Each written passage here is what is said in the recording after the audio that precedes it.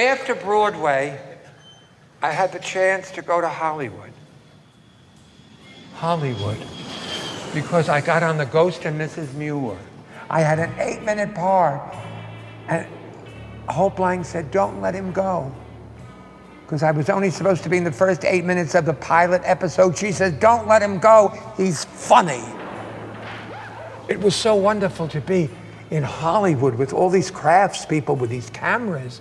The wind was blowing and the tree was moving because the man was lying on the floor, the wire going like this. I thought, wow, someone thought of that.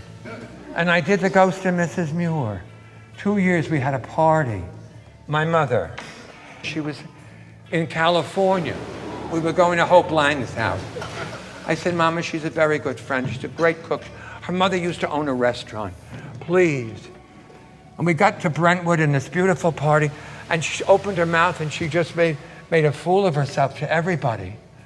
And finally, Carol Cook, the funny actress, said to her, stay on your paper!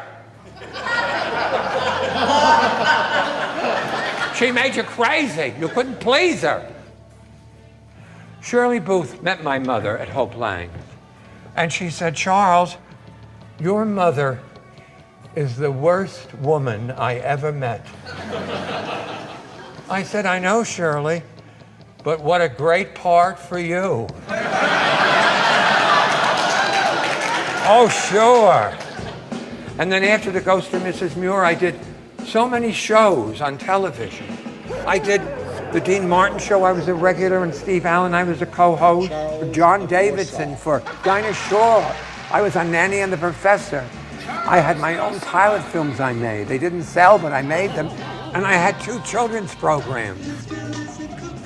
Now, I got into a terrible habit. I got the TV Guide and I would look and see how many times I'm going to be on television. Well, that's terrible.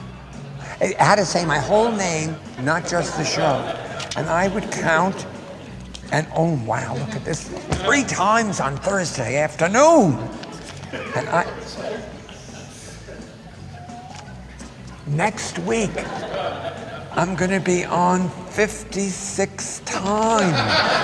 And to think years and years ago, I was told that I would never be allowed on television. And now I gotta try to figure out, who do you have to fuck to get off?